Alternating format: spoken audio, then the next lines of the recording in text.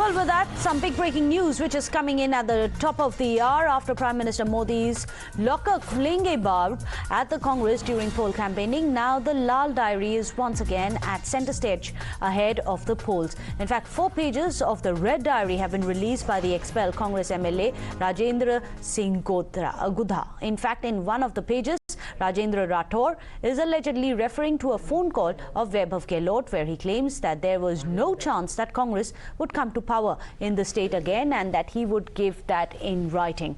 Vaibhav Gehlot also allegedly mentioned that Ashok Gehlot was responsible for such a situation. He further stated that whenever Congress comes to power, then Chief Minister surrounded by bureaucrats and the political class is completely ignored. The alleged illegal mining and crackdown on bureaucracy have also been mentioned in the 4 pages of the diary. Well, discussions on the sanctuary wall being expanded were also being held as it would benefit at least 30 to 40 mine owners. Well, the transfer of IAS Kunji Lal Meena was also discussed as he was making life difficult for many in this Red Diary.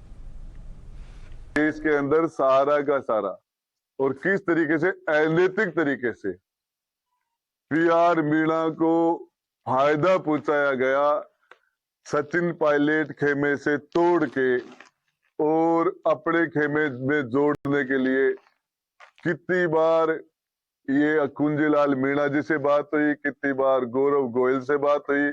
उन्होंने बार बार कहने के बाद भी जब वो काम नहीं किया तो फिर जाके और अजिताभ जी से वो काम उन्होंने करवाया, वो खान को चलवाई, वो इलीगल थी।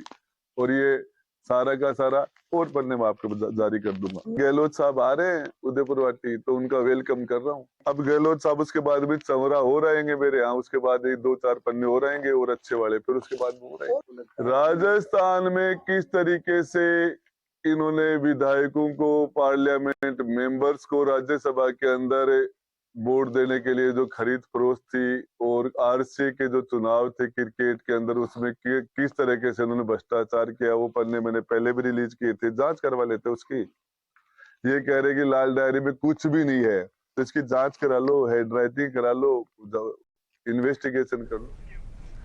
Well, let me go across to Bhavar so that we have a sense of where all of these allegations are coming for. Bhavar, आप पहले हमें इस लाल डायरी के बारे में बताइए, who's looking into it and more importantly, Rajendra Rathore जिन्होंने लिखा है, what is he doing in the larger scheme of things here कि उनको ऐसे inside details पता हो? देखिए, धर्मेंद्र राठौड़ के यहाँ जब छापे पड़े थे 2020 में, उस दौरान ये लाल डायरी राजेंद्र गुढ़ा निकाल कर लेकर आए थे और राजेंद्र गुढ़ा के पास ये डायरी थी। सरकार में उनको मंत्री भी बनाया गया और काफी अच्छी पोजीशन पर वो रहे, गहलोत के चहेते मंत्रियों में वो शामिल थे। लेकिन अचानक मामला बिगड़ा और विधानसभा के अंदर लाल डायरी लहराई गई। उसके बाद से लाल डायरी सुर्खियों में आ गई। न सिर्फ सुर्खियों में आई बल्कि उसके पन्ने एक एक करके बाजार में आने लगे और तमाम राज जो सरकार के थे वो खुलने लगे।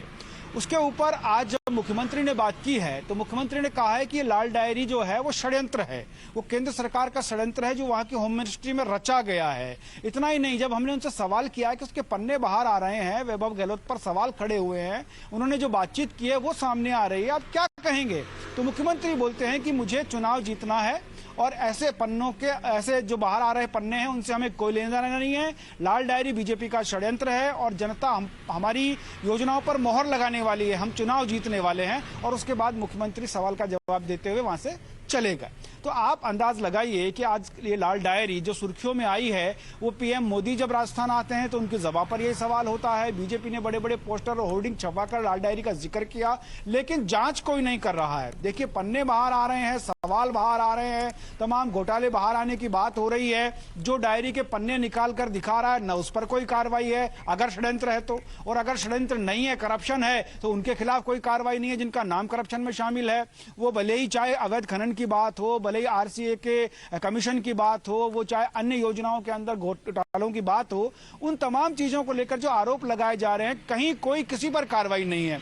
ना षड्यंत्र बताने वाले लोगों पर कार्रवाई है, ना इसको उजागर करने वाले लोगों पर कार्रवाई है। हाँ, गाल दोनों तरफ से बजाए जा रहे हैं, बीजेपी भी गाल बजा रही है, कांग्रेस भी गाल बजा रही है और चुनाव में लाल डायरी और ज्यादा सुर्ख लाल हुए जा रही।